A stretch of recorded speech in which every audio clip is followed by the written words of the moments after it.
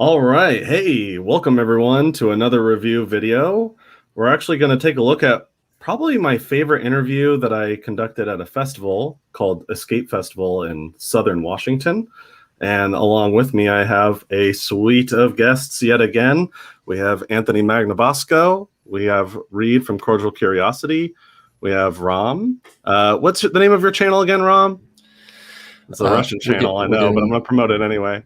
We can say about the Russian website. It's Epistemology.ru, and that's it. Oh, yeah. So we have our Russian friends here, and then we have Michael from Live Well, and Pierce Watkins, the quasi-anonymous YouTuber.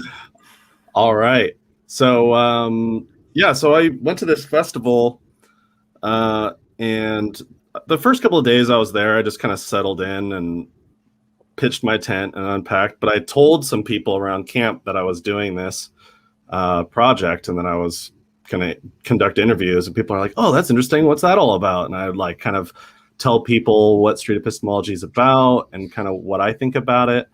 And then word started to spread. And before I knew it, I had a little bit of a reputation around the camp, and some people were coming back for more. And I've got so many good interviews, though this one was just too good and I needed to get this one out pretty quick. So this was the second one I've released. And this one's all about relativism. Pretty cool stuff. We don't really get into the nitty-gritty of an actual belief so much as like how we think about our beliefs. And those are my personal favorite kinds of conversations to have, for sure. What did you guys think about this one?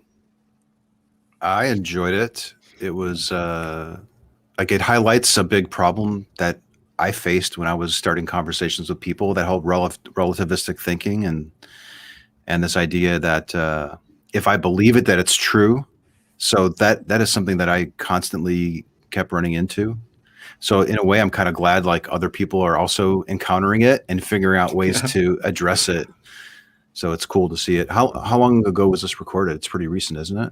This was like, I think, the end of May, or near the end of May, the latter half of May. Oh, cool. Was when it was recorded. Yeah. A beautiful place too. Like Mount Hood is like right in the background. So I had to get that in the shot. Yes. I feel like I can't talk about beliefs really unless we can't, it's hard to critically think about our views, our beliefs, if we're talking past each other about what we mean when we say this belief is true.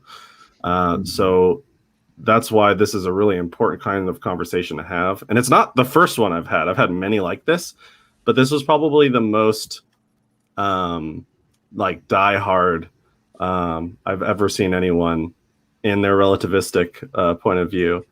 And great conversation partner, really engaging, good listener. Any more thoughts on this one? Any like highlights we're about to see?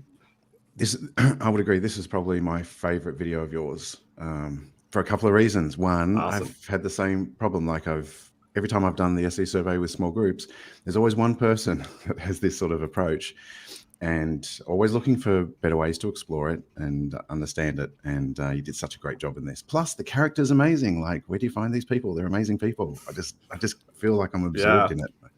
You know, so it's festivals really cool. Are just primed for it. You know, festivals are great for it because you already have people who are thinking outside the box. You know, kind of countercultural sort of festival that I went to, and then just in addition to that, you feel more intimate with them because you're sharing a living space. Kind of like I wasn't too far from this person that I'm about to interview. I think I was maybe like 30 feet away in terms of my tent situation. Ooh, wow. That would be kind of I wonder if that would be awkward in some way to have like a really intimate talk with a stranger, but then you occasionally like glance over and see them every once in a while.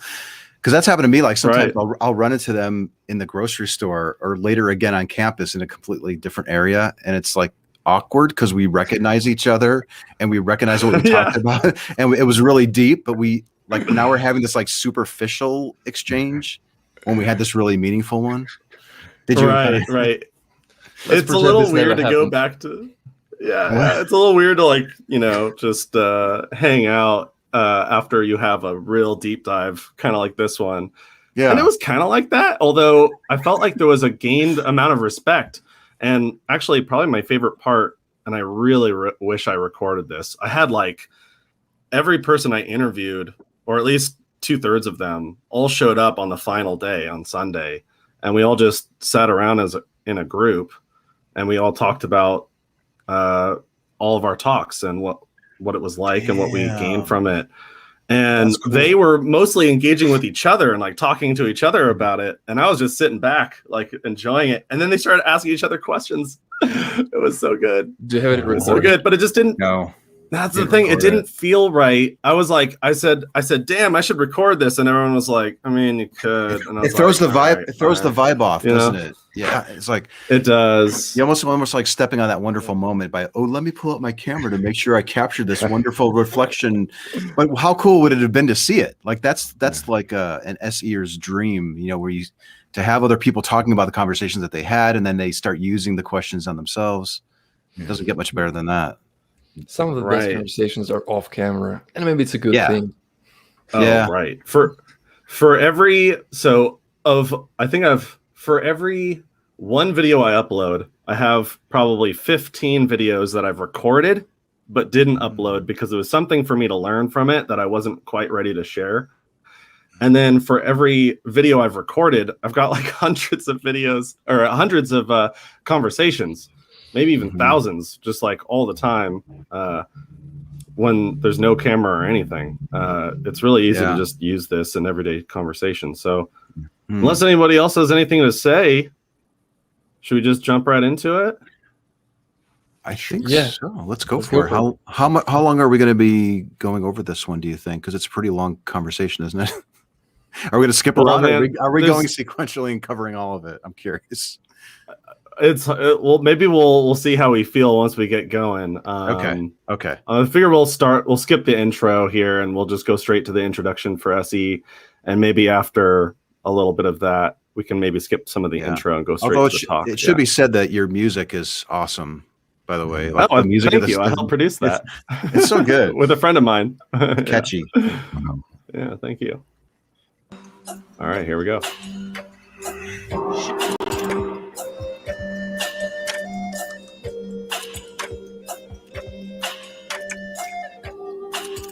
I'd say it depends on the day. Like sometimes I can only do one or two.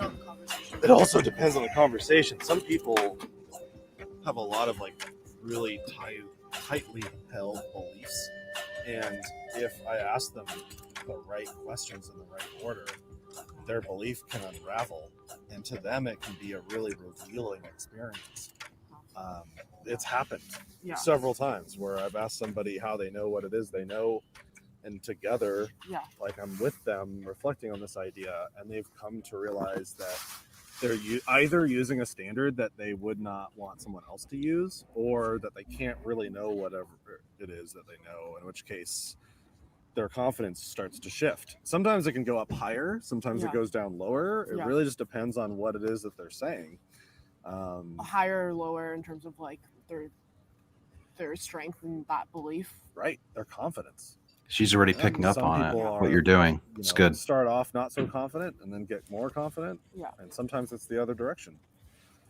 It Yeah. really just depends on, and I'm a biased person, and my questions I'm striving to be non-biased with my questions, though. Oh, It can be I don't really know if hard. that's possible though. Right. It can be really So- hard, but that's what I'm going for. Yeah. What I hope is that by the end of the conversation, if I've done this right, unless you ask me directly where I stand on the same claim, then if I've done this right, you have no idea what number I would give it on the scale of confidence.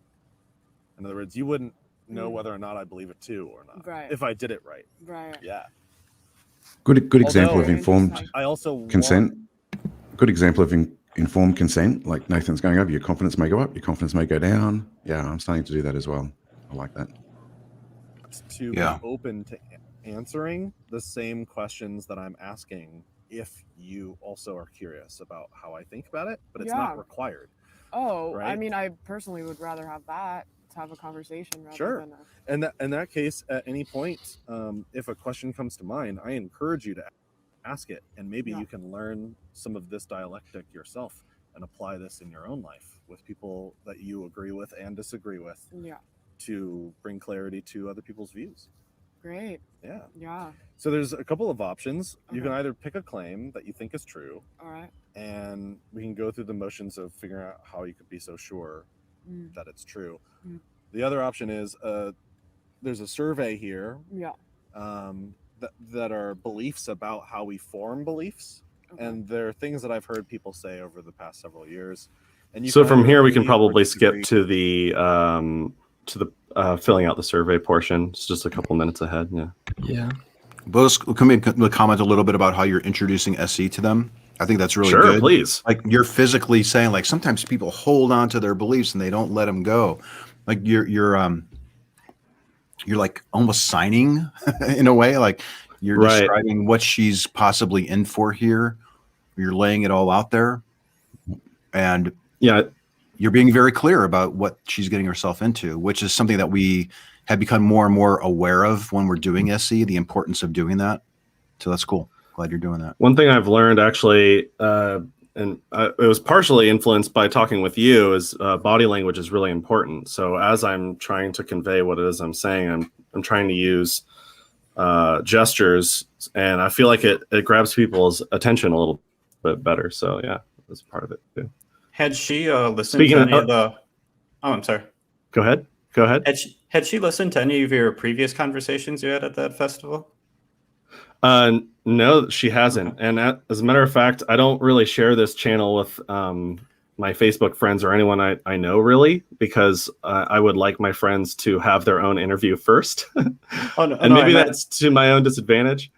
I meant just like from being at the festival. Did she see you like interviewing anyone else, or? Oh, yes. Yeah, she saw beforehand other people coming in and sitting down and then walking away going, that was awesome. There was a couple that went really well. So Had a feeling. Probably heard about it. Kind of seemed like she knew what she was getting into there. yeah, good.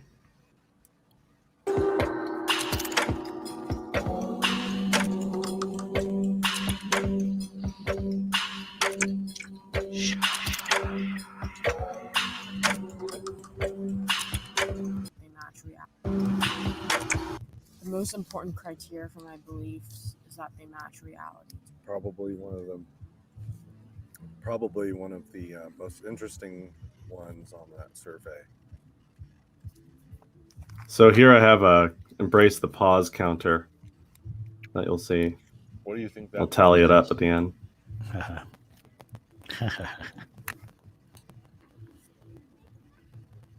The most important criteria for my beliefs is that they match reality. I only counted a pause if it was longer than 5 seconds. I think that's true. I love that. Is that in Final Cut Pro? How do you do that? Yeah, I had to figure it out. You have to put in a timer and then you have to make a composite clip. I that's won't bore hard you to with that answer, right isn't now. Yeah. I mean, obviously, it matches the perception of your reality, right? But does that justify your beliefs? Is that what do you mean by like most important? You know? In other words, is it important to believe? So did I ask this already? On the scale of confidence, we could use whatever scale you want: 1 to 7, 1 to 10, 1 to 100, and it doesn't even need to be numerical. Maybe it's a glass of water or some other thing. How important is it for our beliefs to match reality? Or another way to phrase it. Highlighted the pen drop. What? I didn't even notice that the first time. Yeah. Great Yeah. edit. Nice. Yeah. Like, Yeah. boom. I'll look at that again. To match Yeah. reality. Replay. Or another way to phrase it. How important is it for us to believe in Yeah, it was fun. I didn't really notice that first either.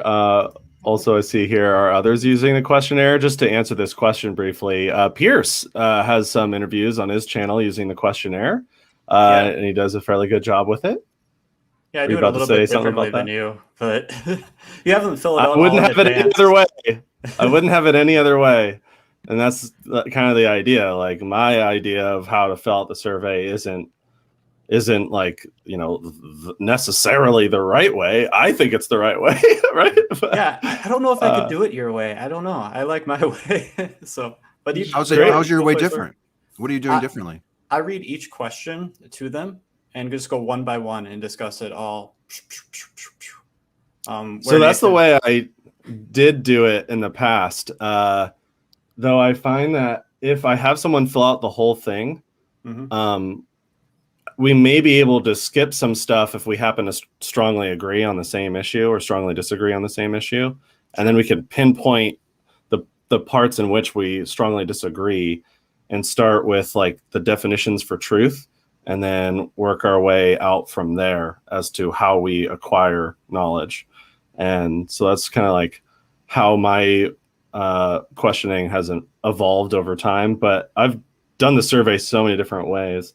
Another one was has Anthony or Reid used it? I've seen Reid use a survey before in real life, but it was I used it with my daughter and her roommate at school. When they were at school, we FaceTimed, and I think they were a little intimidated by the length of the survey. There's 25 questions, so like if it was 10, would they be more? They seemed like a little like, well, we don't have a lot of time for this, so I probably should have waited till they had time. But it was more of a spur of the moment type of thing. It probably the shortest survey. The shortest survey I ever did is like 20 minutes. Sorry for interrupting. You said it went okay?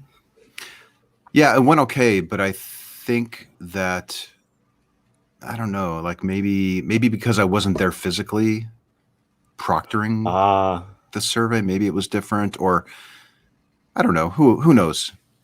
It was like a spontaneous thing that, oh, I just did the survey with this friend told me about the survey. Would you be interested in doing it? Sure. And we sort of did it.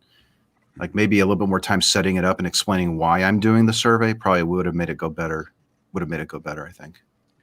I found a really cool way to use the survey. So at work, I've got a trainee. She's 16, and in between serving customers, I get her to fill out the survey. And then in between serving customers, we talk about her answers in the survey. Oh, cool. And so she's motivated because she's being paid to be there, and it's in between work, and it just works. And she loved it. Yeah. And normally, when would you have a 16-year-old interested in that? So, yeah. That's cool. Pretty cool. To answer the question, I have never used the survey yet, but I am definitely going to. I like it. Nice. Yeah, it's not for everybody, and it's definitely not required to do SE. And ideally, we don't need to have anything to do SE. We can do SE, as in the backseat of a car. We can do it without anything. You just need the curiosity to do it. I just find that if we want to do a deep dive, and somebody's got an hour to burn, this is a great way to figure out where we are so different or where we may be similar. It's just a really unique tool to help us get going on the actual epistemology of our thinking. Yeah. Independent of a claim that might cause defensiveness. Like you're just talking about ideas, not even specific claims that tend to get people defensive. That's what I like about the survey. You can obliquely talk about these things without a topic. And that's probably the thing that drew me to it the most, was just how it didn't necessarily have a topic. All right. I'm going to skip forward to when you start talking about 24. Okay. Here we go. So 24, it is possible that some of my beliefs are not true. Yeah. And you marked the way I would mark. Strongly agree. I feel like to unravel that entire, even that statement alone is like that one statement. Yeah, right? like what do you mean by true? It's like right. Well, that's what this one's about. What it means to be mistaken, and is that even possible? If our beliefs are what we perceive, would it ever be possible to be mistaken? Yeah, I think a lot of it is some sort of surface level belief that it can be mistaken. It's not. I think humans have this way of categorizing things as like good or bad or true or mistaken, valid or not. And we are trying to conceptualize what is correct, right? Yeah. Right. Yeah. So when I say, yeah, you can be mistaken, I kind of think of it as like you can change that belief that you used to think was true. Yes, new information sounds like can come to light. Yes, You can change your minds. Yeah. So let's do a little thought experiment about both number 1 and number 24. I have a box of candies here. Would you say the number of candies in this box is either an even or an odd number before anyone counts them or knows the number? No. Unless they can guess. It depends on like what do you mean by like someone before someone knows it, because it's like maybe someone has the diameter or some sort let's of say all we dimension of have it. is one angle. Let's say we can only see the front or something. Okay, like a 2-dimensional. Yeah, rather sure. Than Well, a 3-dimensional. it's more like, are we discovering what's true by counting them, or are we manifesting what's true by counting them, or some other answer? What's happening? Is there a number in here before we count them, or is there not a number? I'm not sure I understand why you say before you count them. I feel like the question would be stronger if you just asked, is there a number? Is it an even or an odd number, period? Yeah, because maybe this before you threw count it them off. just confuses, a little bit. I wonder what she would have answered. I would have guessed that she would say, it's either even or odd. Yeah, go ahead, Pierce. I don't know if I'm a big fan of like giving almost like multiple choices with the question, and just sort of just like leaving it open-ended. Good point. Yeah, you got to be careful with like binary yes/no questions or limited choice of questions or limited choice of responses when you ask your question, because then the person may feel that you're limiting them to just those choices that you've offered. So a good tip would be to say, after you've given your question with your options, you can say, or something else that you think might be the case. And then you've opened it up. So now you're not limiting them just to the choices that you've offered. Yeah, good point. How would you would have worded that better then? Would have just been, is there some number in here, even if no one knows the number? Yeah, I think is that a better way to ask it? I think I would have left it at that. Yeah. Okay, yeah, that's probably a better way to ask it. I see Reid thinking. Yeah, I like to get like very, maybe pedantic or just super clear. Like, is it the case that if we paired up all the objects in this box, they would all either be paired together or one would be left over?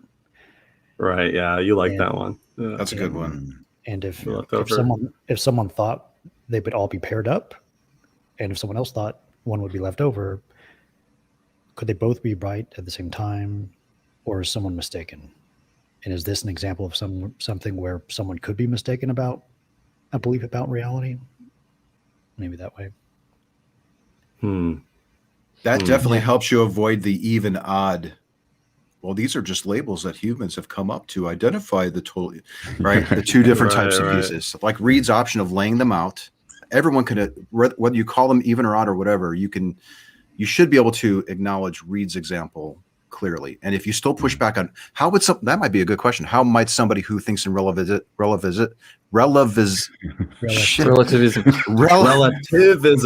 relativistic terms, I swear I'm sober. How would somebody who thinks in relativistic terms address, like, do you think that they would still push back on the way that Reid has laid it out? Or do you think that they would go along with it? I wonder if they would still push back on it. Who knows? Yeah, that's interesting. We have to try it. If we laid them out and they all paired up, and then someone else came into the room and they said, and we counted them and they all paired up, and then we put them back in the box, and someone else came in the room and they said, "Oh, if you counted them, then there would be one excess," and we counted them, would there be one excess? One excess is good, because I was just thinking I could pair them up by threes. Ooh, right. Now what do we do? The trickery begins. Yeah. Let's keep going. Here we go. I feel like that's no. There's no number?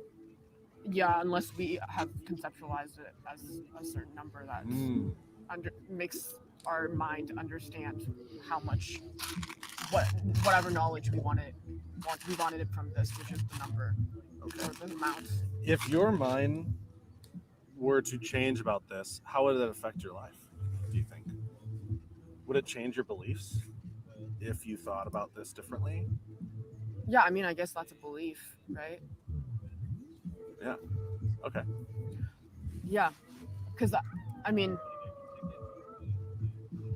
I feel like belief is also on a spectrum, like how much of it actually you choose, and a lot of it is subconscious, a lot of it is unconscious. Only a very small percentage of it is like conscious to choose what is more or less controlling, like choosing your life.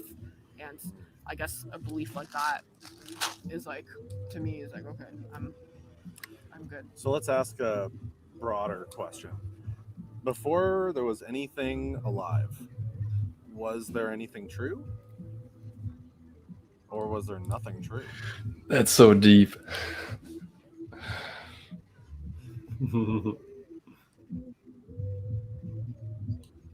Truth is just a perception. Truth is a perception. Yeah, it's just like what I really believe is true. So in that case, I think what I believe in is if those people or those living things, beings, have some sort of level of consciousness, awareness that things are true, then it is true to them. True to them. If it's true to them, does that mean they can't be wrong? Good question. Yeah, true to them is a triggering phrase for me. Yeah. It's my favorite question and response. This is why question number 24 on the survey is my favorite question. I think that. I think so too. Now yeah, I'm the thinking about, Socrates like, statement. Time. Like it's true to them right now, but then they can only be wrong if time has passed and they have decided that it was wrong. Oh, so people are always right if they are confident. Is that what you're saying? No. Once they change their mind, then it's no longer true because they changed their mind. But before they change their mind, it's true to them. The belief at that. So once they change their mind, and that time has passed, and now their mind has changed, then in that moment, that belief is not held anymore. And to them at that moment, that feels false, but then I guess it was true at the time. If someone's mistaken and they're both highly confident in an idea which isn't true, is that possible? I was kind of stumbling over my question because I was thinking about a lot. I fix it in a second, though. Is it possible for anyone to be highly confident in an idea that's false? Great question. Yeah, Yeah. This might have been a good opportunity to No. tie back in question 24, because question 24, she's highly agree, I think, from memory, that some of her beliefs may be untrue. So if some of your beliefs are untrue, does that mean that you're not aware of some of the beliefs that are untrue? And if you're unaware of your untrue beliefs, how can you be so confident about this belief? And I do get to that question in a bit. And I think I want to start getting to that question even earlier. If it's possible that some of our beliefs aren't true, are we aware of them or are we not aware of them? That's a great way to kind of like highlight this concept that we could be mistaken and not know it. Right? Yeah. So, there's a contradiction there between the way she's answered 24 and this relativistic view. I just want to note that my understanding of what she's saying here is that she's equating something being true with someone believing it. So if I believe in it, it's just by definition the same as it being true to me. So if we take it by definition, it's just about words. So I just try to pay attention to it. She's not saying it's true that I believe it, is she? I think she's saying that no one can be mistaken because whatever you believe right now is true for you. You can change it, and even if you change it in a second, you will have another truth, and it doesn't mean you were mistaken a second ago. At least that's what I get from what she's saying. It's a semantic tautology. It's like a universal statement that she's defining herself to be correct. So it's not really epistemology, it's more ontology. It's like you can define. That happens a lot. Like people define themselves to be correct. A lot of the claims on Discord that you see are just definitional claims. They go around in circles. I was thinking kind of the same thing, and I think later in the video there's even a better example of this. So yeah, let's keep we'll watching. see that. Cool. That's just an oxymoron. Yeah. Yeah, you're right. She said oxymoron. Yeah. Like, truth is what is true to them, and if it's false to them, then that's the Truth is not what's the true to reality. them. Yeah. Let's say there's a situation in which two people disagree. Yeah. One person thinks that they're correct. Let's say they say that the number in here is odd, and some other group thinks that the number in this box is even. Is one of them wrong? No, I guess They're both right Yeah. about the number in here? Is the number more than one number? Ooh, Or is there like one that. number? The thing is, You're hitting her. I You're should hitting have her with stopped right there. Yeah, I you're hitting her with too many question after questions. question after Yeah. question. Like she was already. She was thinking. So like, piling more Right. questions on doesn't add to it. But I understand question. I totally understand the feeling to want to do that. I think I'm already, if we're 15 minutes in, and I'm beginning to sense that I'm getting frustrated already. And I think it's because, first of all, it's like 93 degrees right now where I'm at. And I've been in the beating hot sun all day. And I was up all night, like hanging out with people and dancing and schmoozing around and stuff. So I'm trying to be patient. And at the same time, we're stuck on number 1. And 24. So I feel myself getting frustrated. Maybe in the future, I should slow down and listen to my breathing. This might be a good example to point to, because prior to this, somebody suggested this video. It may have been me. I don't remember.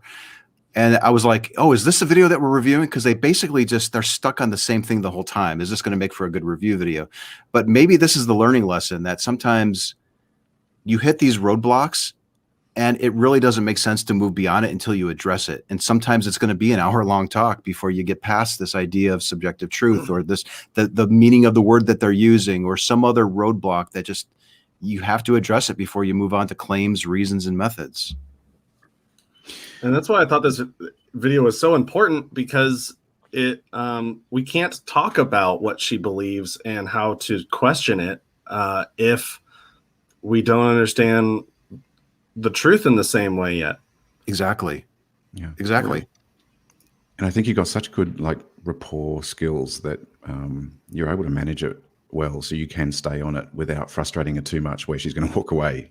So I think you do a great job on it. Like I've tried this and been stuck in the same situation and been frustrated, and I've kept on it. And I don't think that I have the same rapport building skills as you. I really like the way you, even though it's not perfect, it's much better than the way I could handle it. So I didn't even thanks. You'll see that I'll spend this capital here. I'll spend that rapport capital near the end. I didn't even detect that you were questions. getting frustrated, honestly, until you pointed it out just now. And I've watched this and listened to it a couple times. Yeah. I've noticed that I will, when I'm frustrated, I tend to do what you just pointed out, which is I'll ask one great question, which is just like good on its own, and then I'll follow up with more questions to kind of like drill deeper.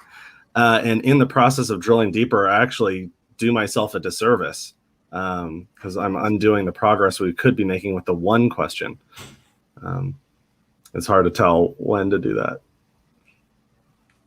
All right. I feel like if the opinion to them is so strongly, like they're so strongly attached to that opinion, then it's true to them, and that's their reality, and that's their perception of what is true, and therefore that is true. On number two says we all share the same reality and only interpret it differently. If the candies, Yeah. well, let's make it a question. Are the candies in the reality that you and I share? Are the candies in the reality? Yeah. Okay. Yeah, and I agree. Yeah. Can the number be different for you than they are for me? Even because they're out, if they're outside, if they exist outside of my mind and outside of your mind, Yeah. is there some objective number of candies in the box? What do you mean by objective number? Like just a fact of the matter number? Yeah, even before anyone counts them. That was I good. love that she asked for clarification on what you meant, because a lot of people don't know what objective means and subjective. I had no idea until I was in my 40s and I started caring about this stuff and starting to explore it, honestly. Yeah. Right. Awesome. I actually listened to Being Reasonable podcast on my way to this festival, and he had asked that question, like he used the word objective in a question like that. And normally I avoided questions like that because unless the conversation partner uses that word, I'm not sure how neutral that is. Right. At the same time, I just feel like it's such a good question. It really leaps a lot of discussion. You can fast forward a lot if we bring up that word and try to address any kind of understanding for it.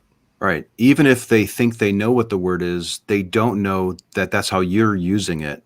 So while we are encouraged as SEers to ask for meanings of words, we should probably be more, incentivizing them to do the same to us. Right. Yeah. If I say something that you don't know what the word is, please tell me right away so I can define it as I see it. Yeah. Okay. Right, yeah.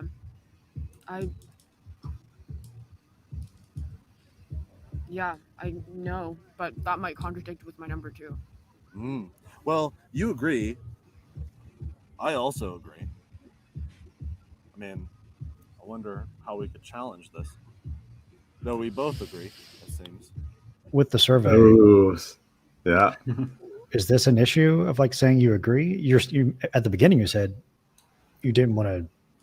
If you did it right, you wouldn't know where you were on the survey, but you're sharing your feelings all the time about it. And I think that's the case if we're talking about a specific claim. Though and maybe this isn't the right way to do it, though I've in all the literature for SE, it's like agree whenever possible. Is that something that you do? Agree Like, when you agree. Agree when you agree.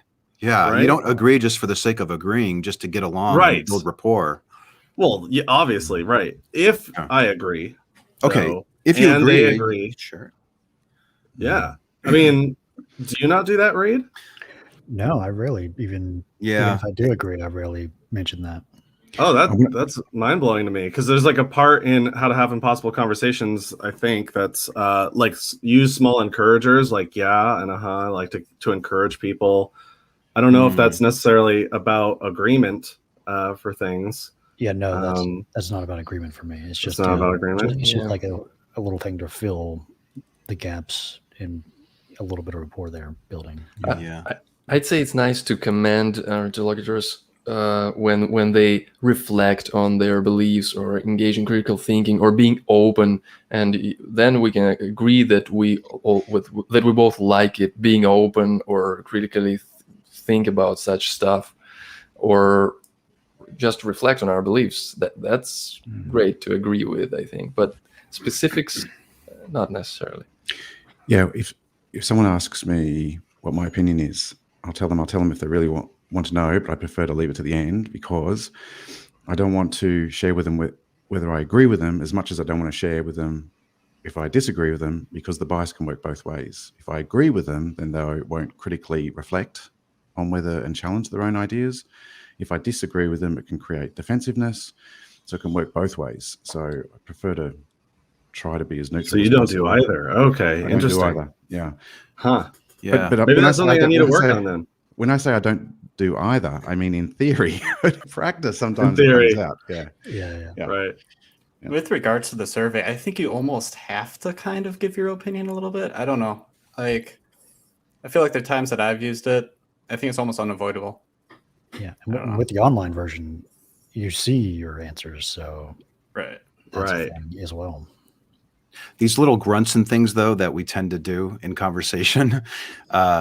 If I'm not mistaken, in Module 7, building and maintaining rapport that we've already written and people are beta testing and so forth, I think we talk about little verbal acknowledgments that are neutral, like, those types of things could be good. But yeah. Are you encouraging them or are you acknowledging them? Now the line is blurred. Yeah. Use minimal encouragers. Yeah. So try to keep them. I wouldn't even recommend because that could be seen as, I agree with you. Oh. So I would go with, that type of stuff is I use useful. gotcha. Yeah. I use gotcha a lot, but that's more like, okay, I understand here. Oh yeah, I do say gotcha. That's just shorthand for Gotcha. I understand what you say. I totally understand what you're saying. Yep. That's what I mean by gotcha. Yeah. Yeah. So that's okay. Yeah. I will give my opinion again later on, even more like loudly. You can do than it. I It's did okay. just then. So we'll readdress it once it And comes. with the survey, like I try to keep this. I apply the same rule to the survey when I'm doing the survey with a group of people. I try to keep my opinion out of it, but it can be hard. Like if I get every time I've done it so far, I've only done it like I don't know 6-7 times with groups, but there's always someone who's got a relativist approach, right? So. And every time that pops up, even though I try to leave my bias out of it, I know you can hear it in my voice because then, they start doing the Ferrari test or something like that. And they go, it doesn't really mean anything to me. So I wouldn't have a belief, and then, so I turn it into a loan type situation. Well, the background evidence, if you give me $400, I'm taking a minimalist approach and I'm giving away all my property. You can have my car tomorrow. Would you give me the $400? And then they might go, yeah, I know you. You're a trustworthy guy. Okay, if it was a stranger, would you do it? It's my tone of voice that comes across that reveals my opinion. So it can be hard. Yeah. Here we go. Certainly. Though I'm just curious if you agree to number 2 that we all share the same reality and only interpret it differently. I guess I'm wondering, are you and I in separate realities? Like if the number is one number for you and a different number for me. Yeah, that's what reality is, I think. Perception. So there's perception. How about this? If we change this word reality to universe, so we all share the same universe and only interpret it differently? Or if you want, we could say we all share the same planet Earth, the same world, and only interpret it differently. Is the world the same world for both you and I, though we may interpret it differently? Is that how you see things?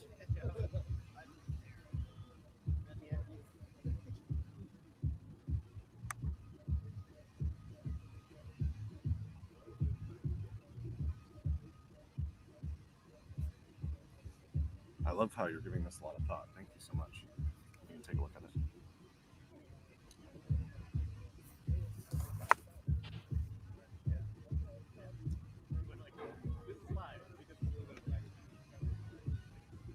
It's interesting because I feel like when we say we all share the same reality, that's kind of like a belief that we are all in the same planet or world, or that is what we... Are we in different worlds? Or are we on the same planet together? Yeah, and that's like an interpretation, right? It's like an interpretation that we are in the same world if that's what we believe, that we're in the same world, or if we're not, then that's an interpretation of that reality.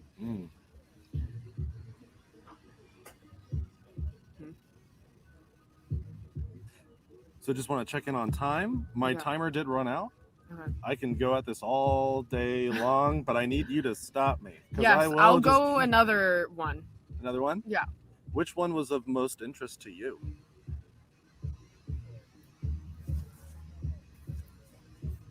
I've never asked that with the survey before. I just felt right in the moment to ask her which one to talk about. Nice. 18 was a pretty good one. That one's really interesting to me. Yeah, that, So I want to go where you want to go. I So definitely want to wherever go you- somewhere where I'm not like. Did she That's leave It's it fine. blank? interesting how she left it blank. And the reason why is, how can you answer it if the truth is relative? Like, Yeah. what is reality? Do we have a conceptualization of reality really yet? The most important criteria for my beliefs is that they match reality. Well, if reality is whatever I perceive, then are all my beliefs always matching because they're one and the same? Oh, I want to hear about. It's what hard you to think about answer. this one. Number 6. Yeah, and Yeah. how do you reconcile that with Strong question belief 24, where she without strongly action. agree? Yeah, she strongly agrees to 24. One. Number 6. Yeah. Number Strong 6. belief, even without action, can change external reality. Right. So that one, you want to hear what I have to think about it? Yeah. Okay. Do you have a specific question in mind? No. Okay. Number 6 is probably the one where I see the widest variety of answers, more so probably than any other on the entire survey. Strong belief, even without action, can change external reality. And it depends on how we're interpreting that statement, would depend on how I would answer it. I happen to also agree to number 2. And if I strongly believe that the number is odd, my belief about them being odd, in my view, doesn't have any impact on the actual number. The number is the number is the number to me. And the only way I can know is if I pour them out, count them, and then hand them to you so you can check me to make sure I'm not mistaken. And that's how we can be highly confident. And even then, there might be a little room for doubt as to whether or not we truly counted them correctly. And I suppose that I don't think that my beliefs That was beautiful, in and by of the way. themselves, Oh, Yeah. thank you. I always feel a little nervous whenever I'm explaining anything, but I was trying to answer the question. So change reality, like telekinesis or magic or anything like that. Though I think our beliefs are extremely consequential. And there's no way, in my view, to hold a belief and have it not affect the external world in some way, whether we're conscious of it or not. Can I interrupt you for a second? Sure. How would you define external world? What The you said world that external world existed is right now. before I was born and will continue to exist after I'm dead. She's doing SE on you now. she's doing SE on me. It's great. Yeah, that's so awesome. Like, I try to recall what my subjective reality was before I was born. And I think that there were plenty of things that were true before I was born. And I don't really have a way to really test for that, except for to investigate other people that came before me who asked the same question. But isn't it only because you said She's getting me to think it out now because I didn't really explain it super well, but I'm about to do better. Mm-hmm. How do you know that? Right. That's a really excellent question, and I respect that question a great deal. I love the way you do that. I can find It's really cool. Like to say, "Oh, I respect that I question." respect that question. Yeah, yeah. It's just very humble, great rapport building. It's really nice to see. It's more of those minimal encouragers. Yeah. If you want to gain the respect of somebody doing SE, ask them, how do they know that? Yeah, right. Yeah, Yeah. yeah. great deal. I think I can find ways to investigate other people who are in the same situation as me, who report also not having access to history. And those people are within a Venn diagram of other people that came before them, who are within a Venn diagram of other people that came before them. Yeah. So would you say in that case that Venn diagram, the people know what Venn diagrams are? Yeah, Anthony pointed out that maybe people don't know what Venn diagram is. I don't know. I think people know what Venn diagram is usually if they've looked into a textbook. No, you don't think so? That's a really cool graphic, but I would prefer it to be bigger on the screen and actually put the information in there to illustrate what the Venn diagram is. Right. Well, that was an animation taken from Daniel Ray's interview, which, by the way, if you haven't seen Daniel Ray's interview, well, there's 3 of them. You should watch all of them. I spent a lot of time animating them, and people are way more interested in this than they were in my Daniel Ray interview by a mile. I think I got like 1,000 views in like 2 weeks. It was like my fastest growing one to date. Wow. So I just took the animation and pasted it in there. That's why it's all small like that. Gotcha. Agrees. Yeah, I disagree to that. Vin Diesel. I don't think But is anyone. that what you're saying? Like you're saying, okay, you know that something is true before you were born.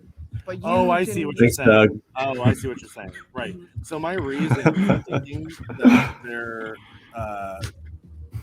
my reason for thinking things were true before I was born has a lot to do with what I've learned about the nature of reality and how old reality is. There's things like carbon dating. There's things like in astronomy, we can point our telescopes at the stars and we can see light that's billions of years old. We're quite literally looking into the past. So to me, that is physical evidence of the universe being older than me. So to me, I don't really need other people's opinions. That's just probably the one that's easiest to go to, is the fact that we're all stuck in the same predicament of not really knowing what it was that came before us, yet we are aware that there was something that did come before us. Right. And the best evidence is probably light from other stars. Though there's lots of other things like the age of the Earth, the age of the Moon, the age of the solar system, and that sort of thing. Yeah. While my confidence can shift depending on the quality of the evidence, I think that is fairly decent evidence to conclude that there were things that were true billions of years ago before I was even around. And the number in this box is a number, even if I don't count them. And my counting them is discovering what's true rather than making them true by perceiving it. And that's how I'm seeing things. But that's a really good question. I respect that question a great deal. I felt like I might have over-explained a little bit. So I just thanked them for the question to kind of like make myself feel better about it. Maybe a tad, but You said Yeah, Tad. you knew things were you're true. asking a lot of her, and it's almost expected to give something back, but you don't want to give too much back because then you're proselytizing or evangelizing maybe for objective truth, I guess. Right. What are we? Yeah, what's happening here? So I wouldn't be able, if I was never born, I would not be able to judge one way or the other. Right. But does that make those things not true? Well, here's the thing. How many people have never been born and will never be born? Like, body language. if that like question even makes sense, that's like an outsider test for your question. So it's like, if there are people that have never been born, well, let's put it like this. Let's say somebody's born tomorrow. Are things only true after that person's born? Right. Yeah. That's my question to you. Right. And I would say yes. There are things that are true before that person's born. And that person may not be able to know it. Yeah. And because they're stuck in that predicament, I can look at myself and recognize that I am no different than the newborn baby born tomorrow. And that I am stuck in this one place in time. And there were times before me. And I think it's safe to assume that, based off of everyone else being stuck in the same predicament. And it has very little to do with number 5. Number 5 is good, though. I feel like it does have to do with that. Now she's using the survey. Well, the evidence the stars is like my main It's go-to, great. because that's physical evidence I can see in this time of a time a billion years ago, and it's just recognizing other people Yeah. are stuck in the same situation, and I use that as a reference point to look at the question you asked, which is like, how could I know anything was true before I was born? And I just think of all the people who are born tomorrow and how they're asking the same question to themselves, right? And I'm no different. I just happen to be one step further in the past than them. And I can imagine that continuing to my great-grandfather and great-great-great-grandfather. Or grandmother, whatever. Those are really good questions.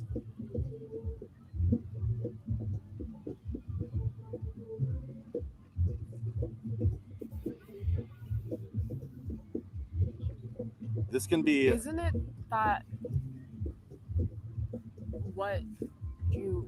that belief that things were true before you were born, only true to your reality right now, but then once before this birth or after death? Depends on how you're conceptualizing the truth. I see here that you've marked slightly agree to number 1. What do you think the truth means? What is the truth? Not how do we get to the truth, but what is it? Yeah, it's whatever is. It's To whatever me, is, like to the number. you, Is that like the number? What do you mean? Is that like number? Like, is the truth whatever the number of candies happens to be in this box? No, that's just our way of understanding What the truth is? Yeah, like it's kind of our means to get this truth. Like it's in some ways it's like consciousness is what births the idea of this truth. Consciousness births truth. So what would your question be right now? I would ask her, are you describing awareness? Are you talking about being aware of a concept is what makes it true? Or like when you say consciousness, what do you mean by it? That you're aware of it? That's what I would ask for clarification on it. Yeah. Let's go back to 24 really quick. You strongly agree. It is possible that some of my beliefs are not true. Let me ask you this. If you strongly agree that it's possible that some of your beliefs are not true, what does that mean? Yeah. Like, yeah. From here on out, it's my favorite part. I think of that in space time. Like I think about that like it could be true now and it could be true tomorrow, but it doesn't have to be true in 3 days or whatever. And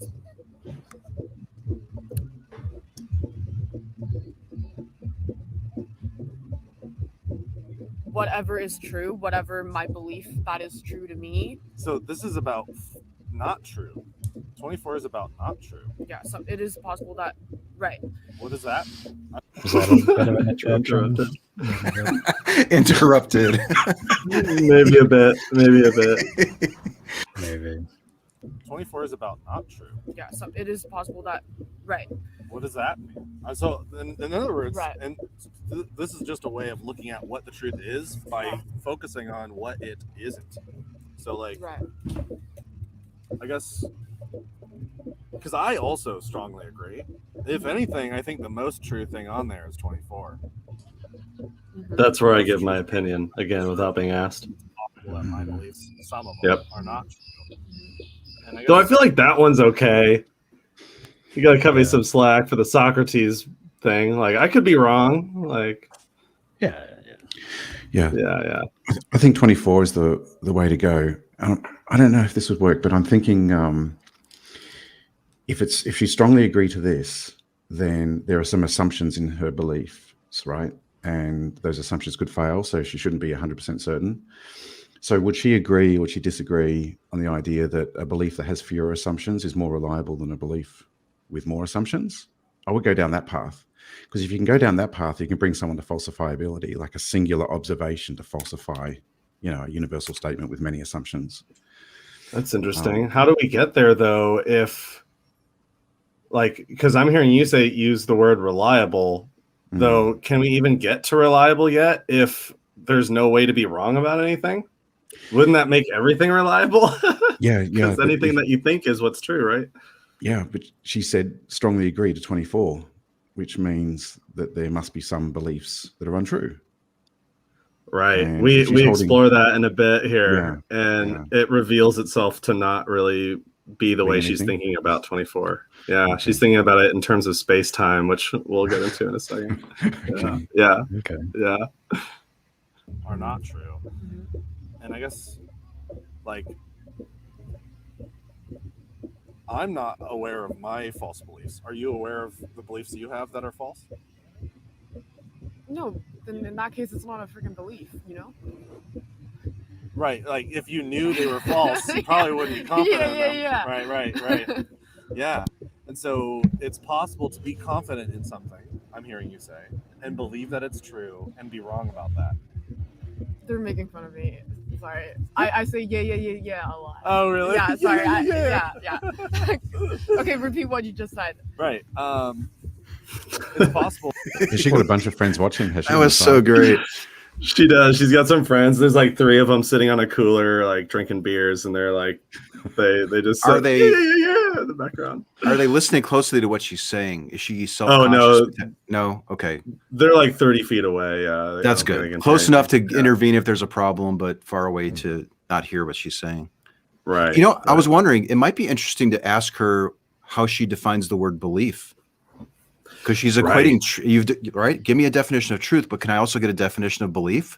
And then if the definitions are similar, the same, but they're probably not, and then that might be what you need to kind of. I think that they would be the same. I don't think because earlier would. she said she said it's an oxymoron to be mistaken or something. She said something like that earlier. I think. I don't know. I would be really curious to hear what her definition of a belief is. When you say, I have a belief, what exactly are you saying? Maybe I should just throw that in overall, before I even do a survey interview. What is a belief? And then go into what is truth after that. That might be helpful for future talks. And when people define themselves to be correct like this, one other thing I struggle with, is explaining the idea of circular fallacy, it's a circular argument, and that's hard for people to get their heads around sometimes. So what do you mean? Circular fallacies. So you're relying on the claim, on the conclusion embedded in your premise to demonstrate the conclusion. And that's hard for people to wrap their heads around sometimes. Yeah. Sometimes you have to draw it out. So you think this is true. Or because you think this is true, this is true. Yeah. And because this is true, you think that's true. Is that what I'm hearing? Yeah. And sometimes people say, well, yeah, I'm being consistent. It's really structured and tight and works, right? Yeah. They don't see the liability with it. Yeah. How do we illustrate the liability of circular reasoning? I think it would be nice to have something akin to the truth test, perhaps, to call attention to the circular reasoning, because there is a lot of circular reasoning in these discussions. Yeah, Ron.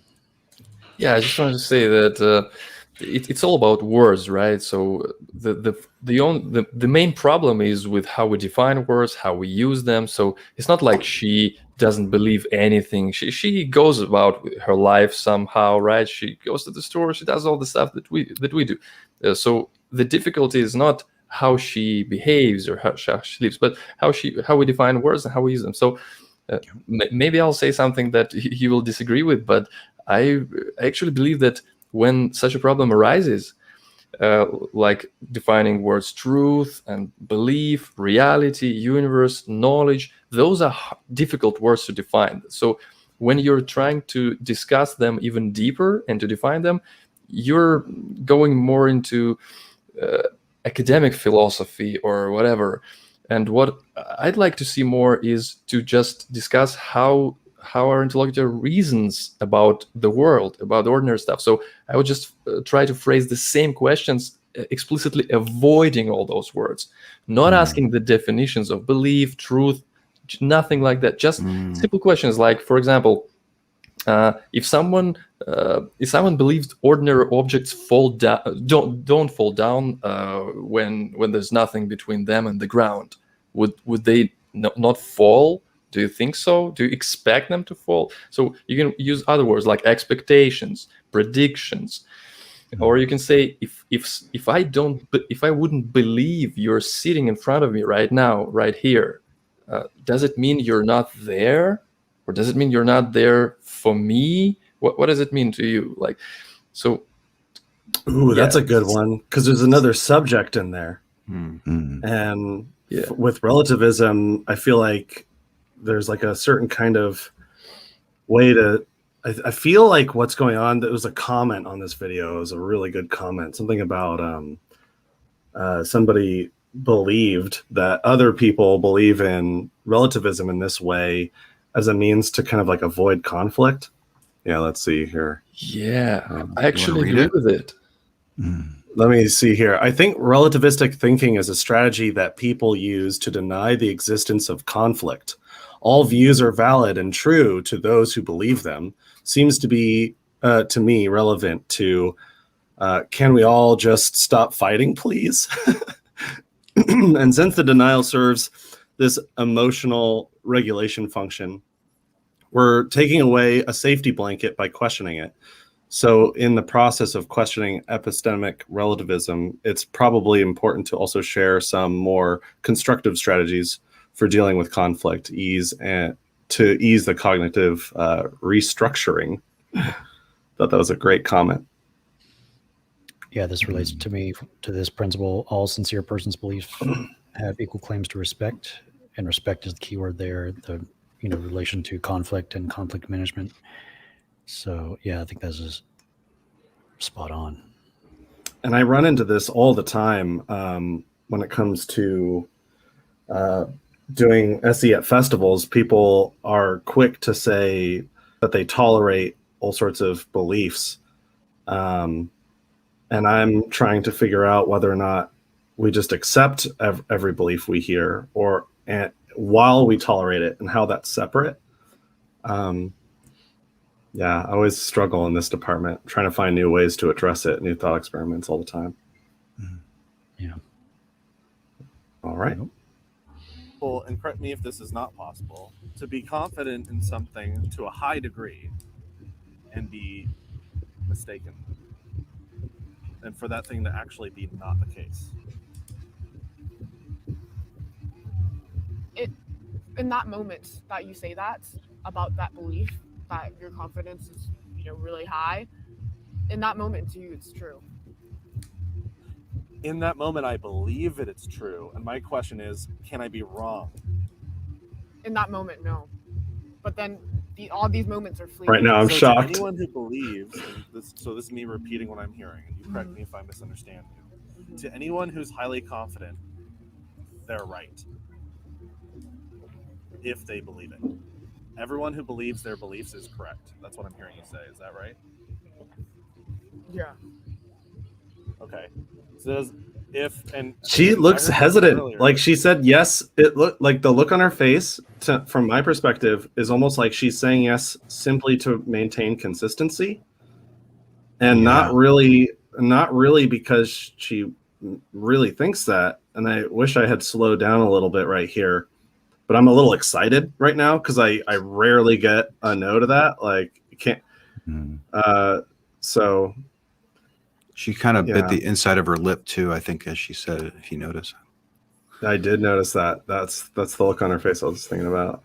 What was the question again that I asked? Let's go back. Kind of person is correct. That's what I'm hearing you say. Is that right? Yeah. They believe it. Everything everyone believes is correct. Yeah. They're right. If they believe it. Everyone who believes their beliefs is correct. That's what I'm hearing you say. Is that right? Yeah. Okay.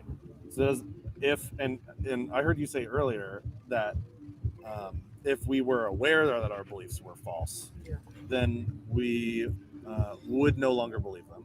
Yeah. So I'm hearing you say, no matter what anyone thinks, if they think it, it's true. Yeah. Okay, so my timer ran up again. Okay, I wanna let's check in do a little bit more. A little Okay, bit more, good, yeah. good. Yeah, she's engaged. This can go. That's I wanted to check in before I ask some harder Is questions the with Earth more flat? sass. Good checking in. My true opinion's no. Is your opinion true? This is my reality of what I understand. And are we sharing the same reality or the same planet? Are you and I on the same planet? This one. Okay. Yeah, I believe that. Can the Earth be both flat and some other shape at the same time? Like flat or round? Or Yeah, to certain people. certain Yeah, it depends. It depends on your belief and your reality. depends on So I guess what I'm trying to say is like I don't think there is an external reality. External reality is reality. Like it's same as the internal reality. It's like how can you, because what you just asked was can the Earth be flat, both flat and round? Yeah. And I say yes because it can be flat to Susan and that is true to them. So yes, it can. And then it's round to perhaps you, and that is. And so that is what it we're is. both right and we're both wrong in each Yeah. other's eyes? Yeah. Okay. So would you say why bother looking for the answer to see which one's correct? That's a I good should have question. just stopped right there. That's a good was question right good. there. That was That's a good. really And I didn't need to ask Yeah. another one. I'm about to ask like more. This is like something. This is great that we're doing this review because it helps me figure out, because I can sit here and edit the thing and I can learn things from the edit, but it's a different thing to watch it with you guys so I can tell. Oh yeah, like I'm doubling down on additional questions here, and I'm probably undoing progress that I've made. So right there was a good enough question. I should have just left it there. I'm about to follow up with. It's a great question. I was just thinking in my mind, like, which approach has more optimal results in life, and going down that path. And then you ask that question, and I was like, okay, we think alike. Yes, indeed, we do. I'm wondering what would have happened if you would have like used the word like factually true. What she would have Factually responded true. with. Yeah. I don't know if it would have made a difference, but I'm curious. Right. I like this one, slipping I'm that in. wondering if that's another great question to go along with what is a belief? Like, what is a fact? Are there facts? If relativism, go ahead. I think it's cool. We're seeing patterns or similar themes that come up across videos.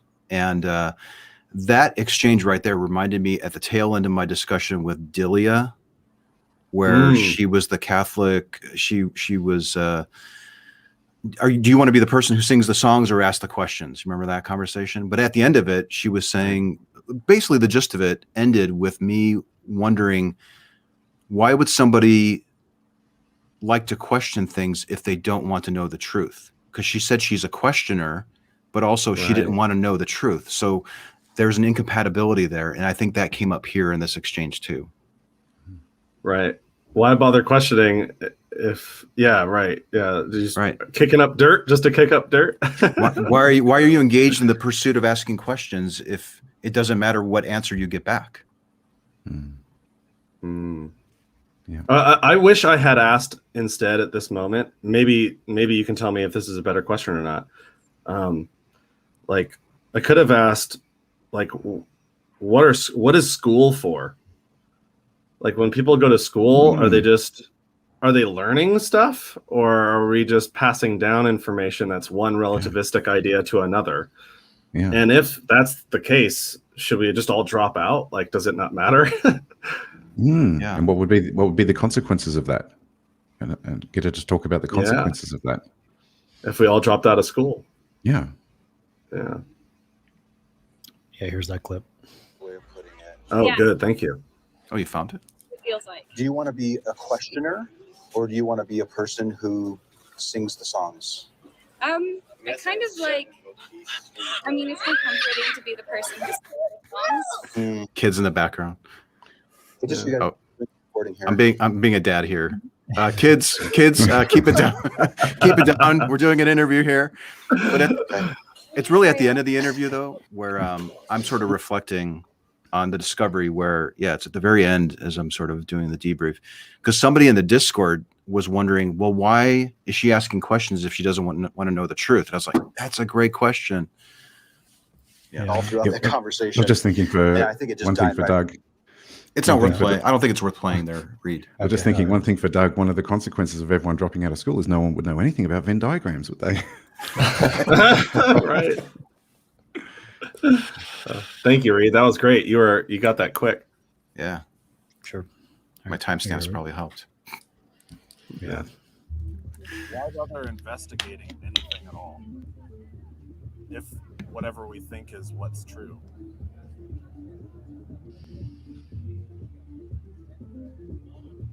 Because it's fun. That's number 19. It's fun, yeah. It is fun. I agree to that. It's fun to like be different from What happens if it's time. What happens if it's not fun though? So this is a hard question. What if there's a dispute? Let's say it's a political dispute. Can you imagine a political dispute? Right. Okay. And this is why I do SE pretty much. Is everyone right?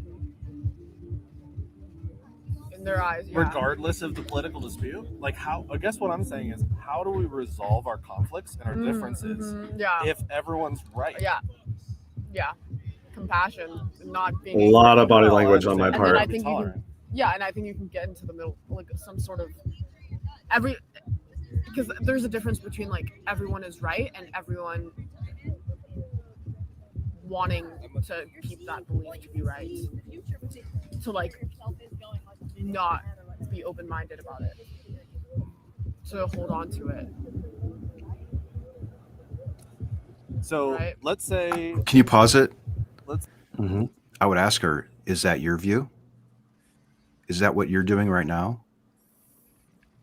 Are you allowing objective or subjective truth to be a thing in order to hold on to deeply held beliefs that can't be challenged?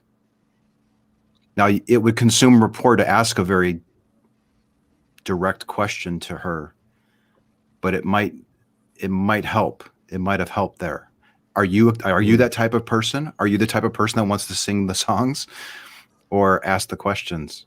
Which kind of person are you? But that's a good one. It's a very personal question, so you have to be careful with it. But it could have helped right there. Yeah, I liked your question. Why investigate at all? I think this was one of the best questions here, and she said because it's fun, and it's a good question. I like it, but you started to unraveling it. But I would wonder what else? Why else investigate?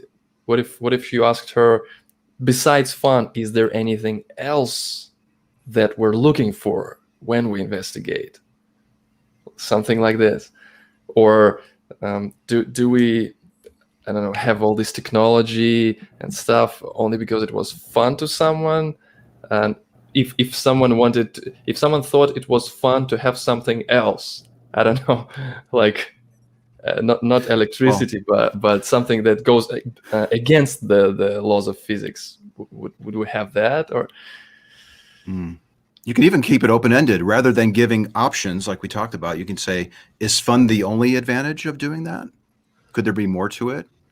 Is fun the only thing? That's a good right. one too. And then it opens up for her to identify other things that maybe are beneficial from asking questions. Yeah, I wonder what her answer would be if we said we wouldn't have vaccines, and she, how would she respond to that? Vaccines are fake. Vaccines are fake. One thing that I was wondering is if you should have been a little bit more specific with your example. You said political belief, and when I watched this the first time, I was kind of wondering if she kind of had the idea that you meant like a political opinion instead of something a little bit more factual. That's just my thought as I watched it. But she might have been thinking about preference. yeah, like preference. Like I Right. think X should be illegal, and somebody else thinks X shouldn't be illegal. Maybe something along those lines. But Right. I should have made it more like a factual dispute or something. yeah, that's Maybe she's equating belief with preference, and it's my preference, and therefore it's true because it's my preference. Probably That's why I think belief, evidence, truth. Yeah, that's why I think definitions are really important. Like, I would really want to know how she's defining belief. Because if she says a belief is something that you think is true, okay. But if she says a belief is something that you like to be the case, like your favorite flavor of chocolate or something, then it might disentangle it from fact and opinion a little bit more. Because right now they're very close together. She agrees to number 3 on the survey. Truth depends on the opinions and beliefs of people. And I'm going to get to a question there in a minute. So yeah, there's a lot. There's so much to unpack. And this is why the survey helps me feel like I'm staying on track, or gives me options to bounce around. Yeah, we'll get back to it. Say I believe in political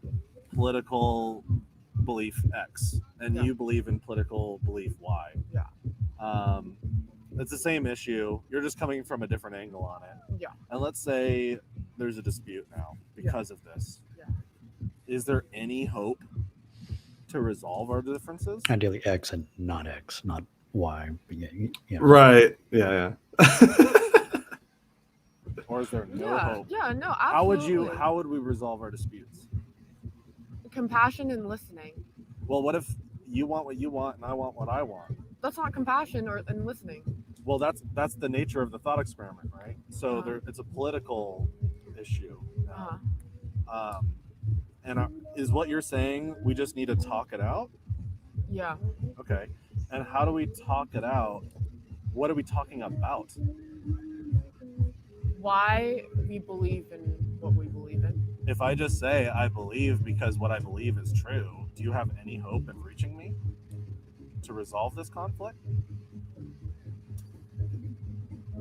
I don't know if that's willing to have a conversation. A good thing might have been like, how does a third party decide who's right? Right. It seems like she's saying conversation is agreement, or agreeing to disagree.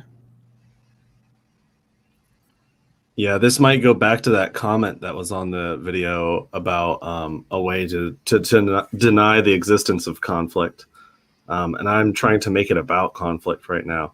And it probably would have been better to, instead of using a political example, which people inherently view a lot of political issues as a matter of preference, it could have been better if I maybe talked about, I don't know, like climate change or something a little bit more factual in nature. Like the Tic Tacs, like that's as simple as it gets. I felt like I already tried to use that example though, so. All right. I can keep going. I think can you be more specific with that question? No. Do you just want to know what I think about that overall? Or what do you think? More about what I last said. That's not a conversation if someone just says my belief is true because it's true to me. Right. That's not what's the difference so truth depends on the opinions and beliefs of people. You strongly agree to that? Yeah, I strongly agree with that. And if it were my opinion that the number of candies in this box was a trillion candies. Yeah. That's a good example. Yeah. Is that true? Yeah. It's not true to me. Okay. That's why it's like something is true if everyone agrees. That's why I use the word "the case" a lot, or the phrase "the case." The yeah, case. Something that describes the state of affairs. or the case, Right. or what's real, rather than truth, and maybe that helps. I don't know. Right. Especially if the word true and belief are kind of synonymous. Reid, do you Very have a nice. pop-up? Do you have a pop-up for when you ask a question to see how far they're willing to go, like testing the absurdity of it, like testing limits or something? Do you have anything along those lines? Because maybe we need some. We have probe limits. Good. Yeah. That's it Yeah. right there. Yeah. The other thing too is you said you said something like you said you agree to that, or no, you said you agree to that, as opposed to saying I noticed that you marked down that you agree to that. So rather than like you're almost like backing her into a corner and said this is what you think, rather than this is what you said that you think about it. It's a little bit more open. You're sort of inviting her or saying like this is flexible. We can change that answer if we want to, as opposed to saying you think this. It happened right prior to this moment. I noticed. Yeah. Or Plus, I you got noticed. plus. I noticed that your current position is right here. Maybe keeping it Right. you know, implying that this is all open to be changing. Yeah. You're not stuck Right. wherever you're first When put it. you filled out the survey, I noticed that you checked strongly agree here. That's a good way to put it. Dot. Right. The implication is you can change it. You Yeah. can specifically say it too if you need to. And I don't think it helps that you got the war drums beating in the background. Yeah. There's a part at which I ask a question and the bass is building for a drop. And it's awesome. It's so good. That part's Easy coming up funk here you. soon. It's like yeah, it's great. Yeah. It's so good. Oh yeah. There we go. That one's super interesting. It's like Yeah, you oddly slightly disagree to that. To number Why 5. would you Yeah. slightly disagree Yeah. if what people think is true is what makes Right. something true? And oddly, you got to be That careful like that. even Are you more calling her answer odd? Yeah. Or it's yeah. odd. I know what you're saying is it's odd when we contrast it to what you're telling me now. That's probably what you meant, I would imagine. But little words like that may be, I think you've built enough rapport where she's being flexible with. She's allowing you. And I'm about to get a lot more sassy in a minute too. But I say it's odd because number 3 is truth depends on the opinions and beliefs of people. So if you add more people, why does that make it less true? Or yeah, like that's what I'm not understanding. So to me, I mean, maybe it's not kosher to say that's odd, though that to me is a contradiction that I think you only need one question to point out that contradiction. So I'm just trying to figure that one out. You could try How's to that work? put the burden of understanding on yourself. I'm confused Right. by this and this. That's a How better can way I- to put it. Yeah. Yeah. I'm Yeah. confused by this. Like, help me Right. understand how you agree to number 3 and disagree to number 5. Help me understand I'm that. just curious. I'm curious Yeah. how that relates. I'm curious. Yeah. Or even this seems to, not saying this is the case, but it seems to be contradictory. Can you help me to understand how that's not contradictory? Something like that. Yeah. Good stuff. Yeah. Okay. If somebody agrees, oh, I'm interpreting that as like if everyone is agreeing to something that this is yeah, true. let's say everyone thinks the Earth is flat. yeah. Does or that round. make it true that the Earth is flat because everyone says it, or can it be Yeah, I possible think- that everyone's wrong? And I think all of this kind of like circles back to this belief of mine that like every single belief that that something is true or false is perceived. I think it just is what I'm realizing that circles back to is like everything that we believe is true doesn't have to be true externally. If we do say that's the stars that we're seeing at night, the moon billions of years away, or the earth is flat is our external reality.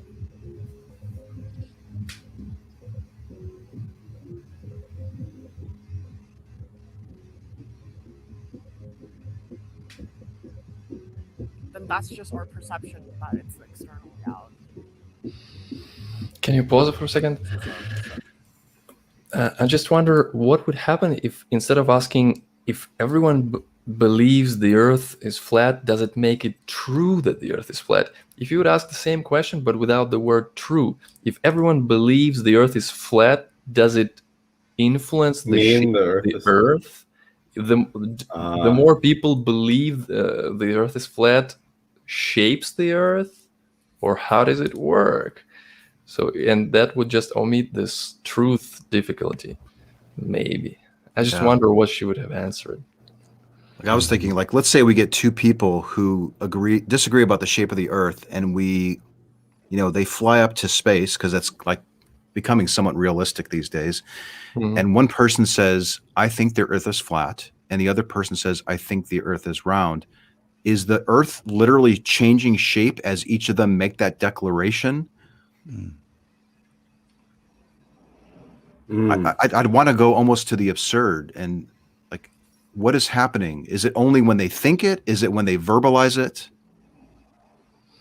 Is it their belief that's changing, or the shape of the Earth, or both? Right. Does the Earth not change at all as each of these two people who are now in a ship looking down at the Earth? Is the Earth still staying the same, but these two, are they seeing it differently? Are they literally seeing the shape change? If we were to ask them to draw it, would the drawings be different?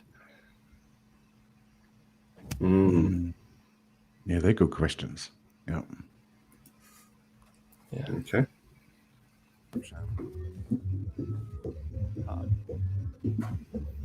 Yeah.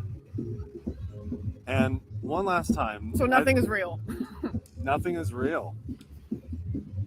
Why do we agree to number 2 then? Yeah, it's weird because everything is real at the same time. Everything is like, because everything is real to everyone and everything. It's an interesting I find it so paradox. interesting that you agree to 24. I don't know how. I'm trying to understand how you could agree to 24. Yeah, no, it has to do with the concept of time. So I'm trying to understand you. I'm not trying to push you in any direction. Though, how is it you can agree to 24?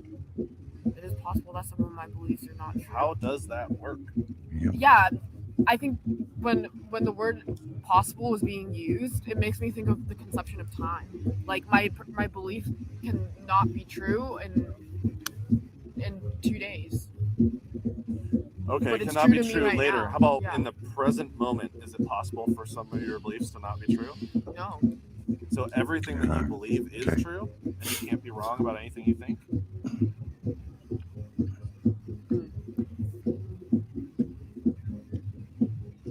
That's aporia. Yeah. Can you repeat that? You can't be wrong about anything you think? Do you know what I think's happening here though with the aporia? Is she's searching for verification of her own beliefs, rationalization, and not falsification. So I don't think the aporia is the way we think aporia should be in a helpful way. It seems like she's just rationalizing and finding a way to reconcile all these things that are contradictory. She's not pondering her position. She's looking for reasons to justify it. Correct. That's what I'm suspecting. Yeah, because that seems to be the approach throughout the whole thing. It's just verification, not falsification. I think this is why I was so frustrated at this point. And this is where from here on out, I let my frustration come out a bit more. You've got so much more patience. You've got amazing patience. Yeah. I had the sense that it was going to be okay to do that at this point, talking this long, 40 minutes in, almost like, I don't know. It was just like an intuitive sense that if I did that, I might almost gain respect rather than lose it. Was this your record for like the amount of time spent on one question? 40 Oops, I hit the wrong button. What was that? Is this like your record for the amount of time spent on one question in the survey, 40 minutes, or have you gone longer? Well, I feel like we've bounced around from like 6 to 2 to 24. Yeah. Though, yeah, like we only talk about 5 of them. on the Yeah. 24. Out of the 24, we only focus on these like 5 or whatever, and that's only because if we don't have some conceptualization of objectivity in any way, we can't get past that. So here's another idea. When she said, she agreed to this 24, I think it would be nice to ask for an example of a belief she was mistaken. And let's say she provided some example. I believed in whatever astrology, and now I don't believe in it. You could have proceeded asking why, what changed, and did you change this belief only because it was fun to change it? Yeah, maybe something else. Why did you change your mind? Exactly. That should have been. I should have asked, have you ever changed your mind about anything, and about anything factual? An example also can you give me an example of that? Yeah, and then if I can get an example of a time in which she has changed her mind, then why is a great question. Right. Can you just change your mind back to that same position that you had?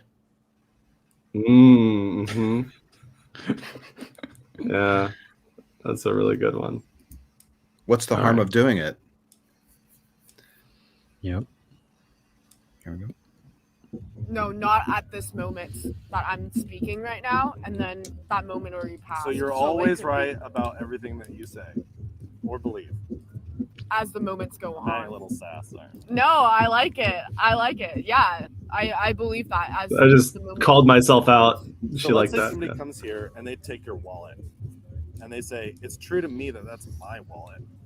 That's awesome. Think about that. Yeah, but then as they say that moment passed, and this moment to me, that is not true. To you. To me. Who are you to say that they're wrong if they believe it?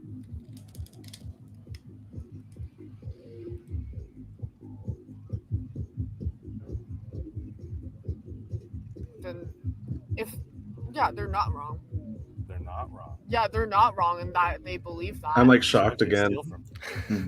And they believe that it's theirs. Yeah. They're still not That's wrong. you might as well leave that banner up the whole episode. This is good. This is good. You're talking about justice, which is probably a value that something that she really values is justice and equality. And now you're in her wheelhouse. Like, this is what's important to her, is this idea of justice. And this might be what you need to get through. And honestly, I'd say I've done hundreds of these survey interviews, and in Portland, and also, which is where I'm from, and also like festivals that I've been to, I'd say about somewhere between 25 and 40% or so of people that fill out the survey disagree to number one in some way. Like, they've got some other idea for what the truth is. Like, we just disagree on what truth means. And yet I've only had like a handful of people, maybe 3 or 5 people, ever disagree to 24. And I want to know how that works. If you can disagree to number one and agree to 24. I think I had more to say, but I can go back to it. Person that's been committed for a crime or been thrown in jail. Oh yeah, justice. I didn't do it. In Portland, that's big. All of them were wrongly committed. Is that what you're saying? Every person who's murdered someone else and has claimed that they didn't, that person didn't? Here's the bass drop. Oh, nice. You're tying belief with behavior too, which is good. To us, no. I guess that's a really like. It depends on the perspective. Okay. As they say that, I guess where I'm going with it is. I'm about to interrupt her again. I'm at the end of my rope at this point in the talk. Really? But that situation. Someone says I feel like it. That's them verbally, conceptualizing this idea that they have in their head that they did not do it. Yeah, you kind of look like it now that you mention it. They can't be wrong.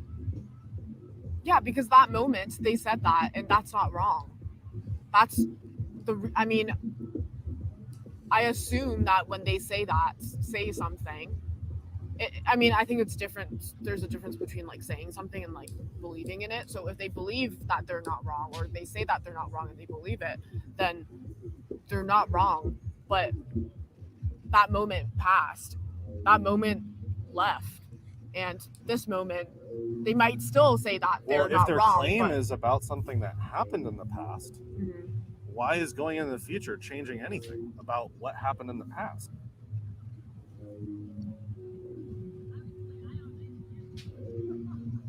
Because our perception of it changed. Okay. If our perception of the past changes, that Yeah, changes what happens in the past? Mm-hmm. Okay. Wow. Yeah.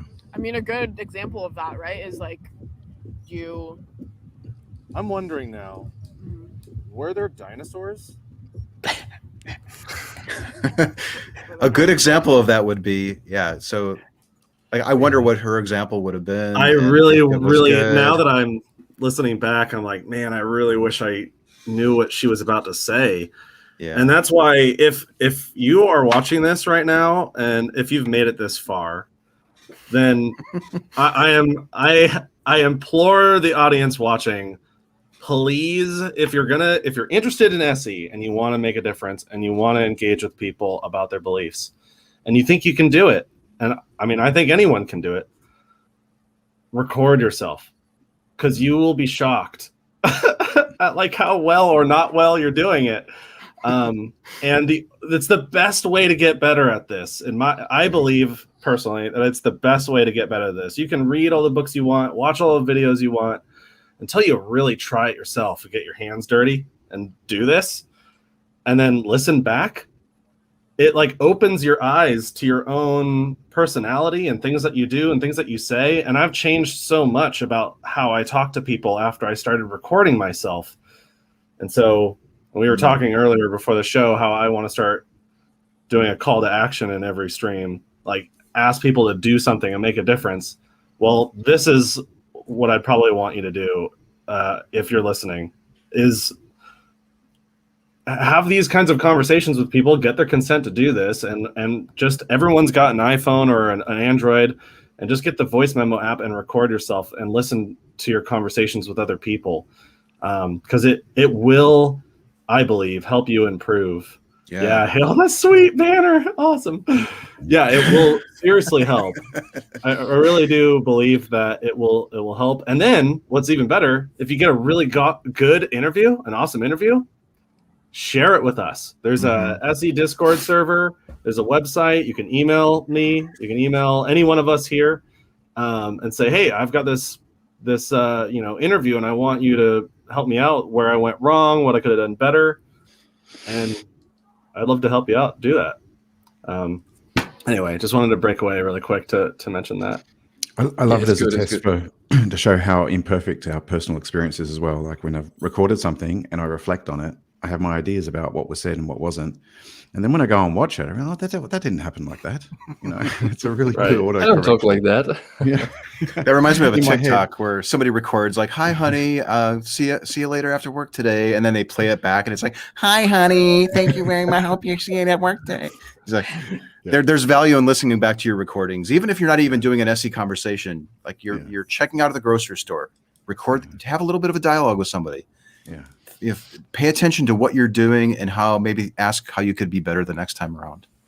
Yeah, and if you're, go ahead. How when I first started recording my conversations, even on the table, I wasn't using headphones, and even adding that element to it, where I'm hearing my voice where it's right there, and I'm hearing my own voice. Adds it. That makes it easier a little bit to have conversations. And because we don't have to like project and like really, we can be right there, and even though we're 2 feet away, it makes it even more intimate having headphones on. It's a strange thing. Yeah, because you can hear yourself in real time. Yeah. And if you're watching this and you're like, oh, I can't listen to Nathan, I can't go, record my conversations because if I listen back to it, I'll throw up or something, like you just can't get through your own talks. Well, that's an even better reason to do it. Because, I mean, it really is. It gives you a sense of awareness about yourself. So anyway, I'll get off my soapbox there. Good point, though. I would say yes. Okay. Did we know about dinosaurs before we discovered dinosaur fossils?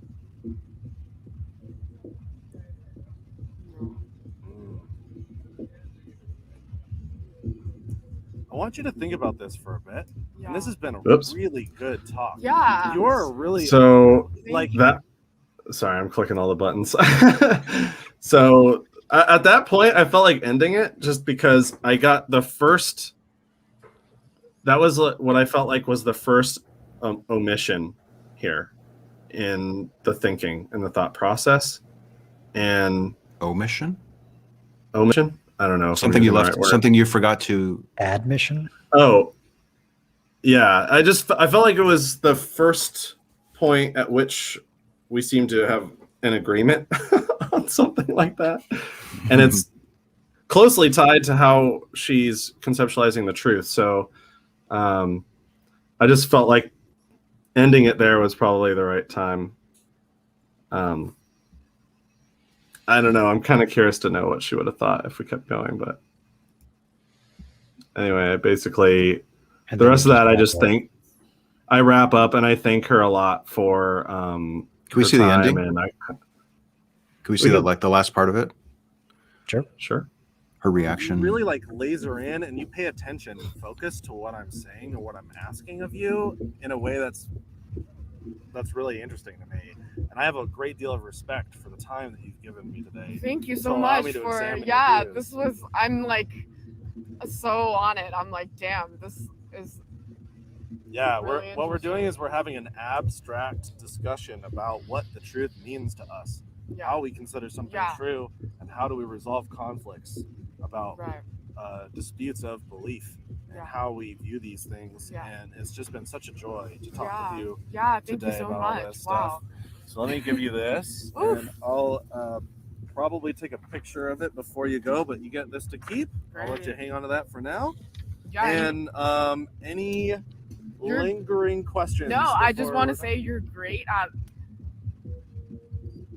really creating an environment where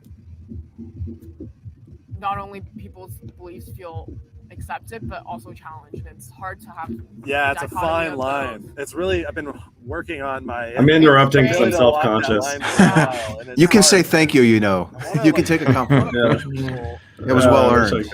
It was well earned. Like, I want them to be comfortable to stay. And she phrased it so I well. want them to feel a little uncomfortable and thinking differently and trying to wrap our head around things that we don't get a chance to talk about very often. Yeah. And so I'm glad It's it. great. I love talking about this shit. Well, maybe what we can do is before I'm gone tomorrow, think about this for a while, and maybe we'll sit down for a follow-up just before the festival's over, if you're open to it, and we'll see how your mind may have reflected about this conversation tomorrow. Or something else. Oh my gosh, thank you. Cool. Wow. Awesome. Everyone at festivals hugs. That's great. At least Very, very everyone. good. Yeah, cool. Wow. Wow. It was so much fun and thought-provoking.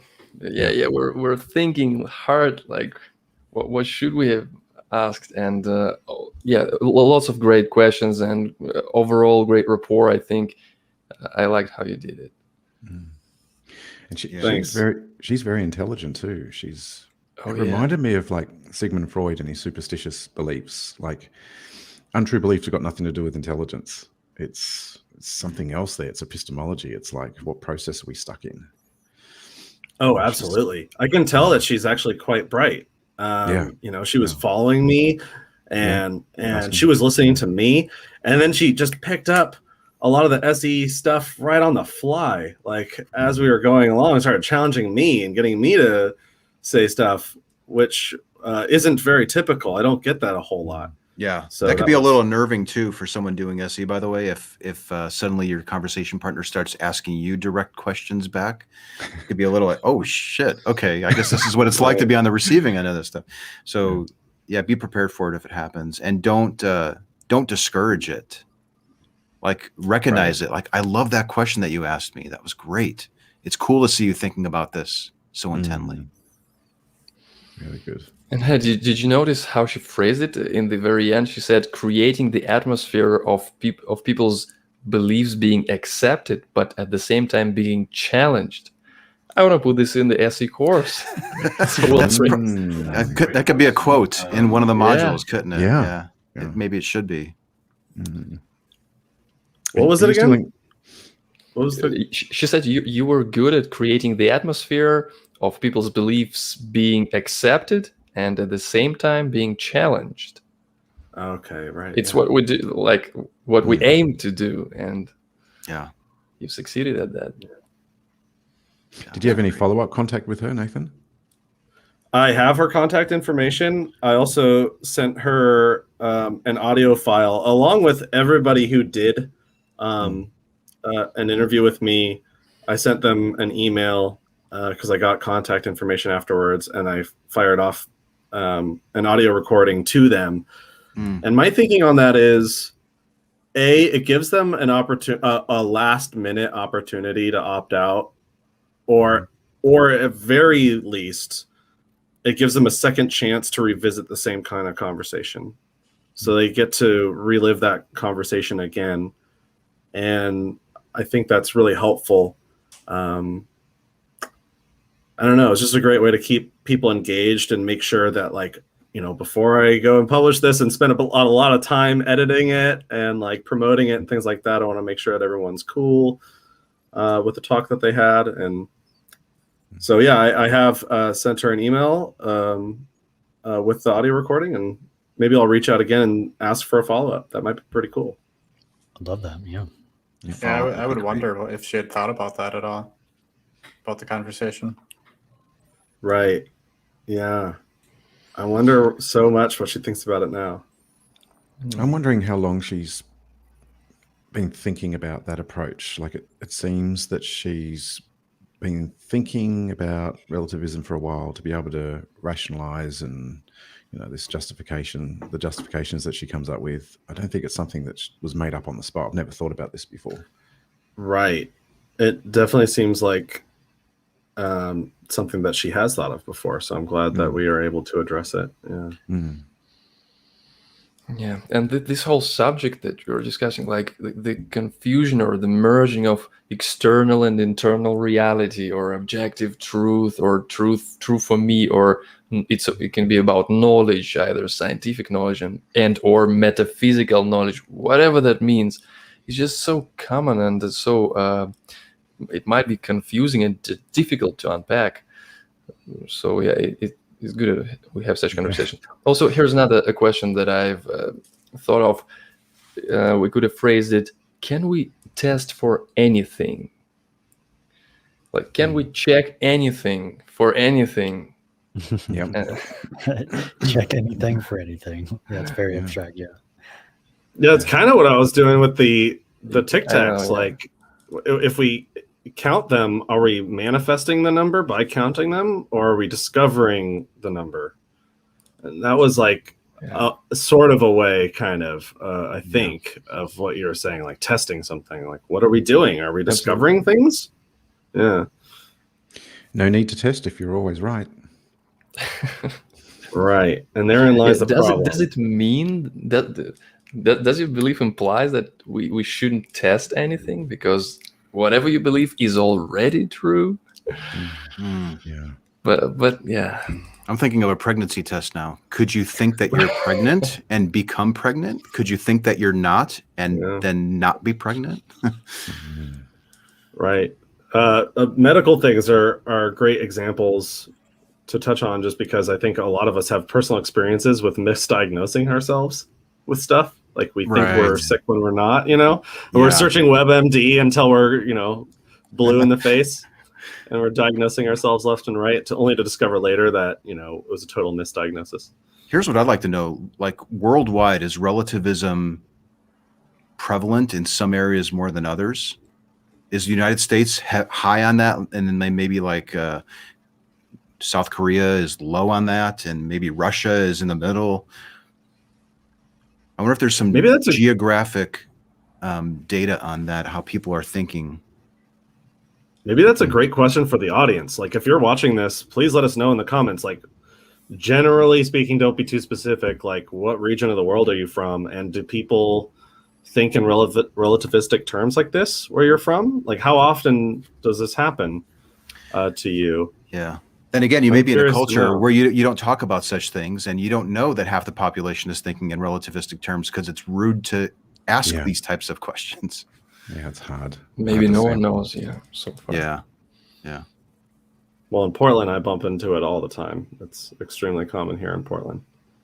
Wow. And here in Moscow, I bumped into it lots of times. I want Really? to grab some of these people and take them down. Oh, to that's the casino. interesting. I want to find Take them these to the people. casino. Yeah. Yeah, if you truly believe it's going to land on 23. And have them bring Yeah, their for money, by roulette. the way, not yours. Yeah, Yeah. so good. Yeah. If it Well, any win- other? Go ahead. I was going to say, if we win, we'll share the profits, but it's their money. Yeah. All right. Well, unless there's anything else. That's it.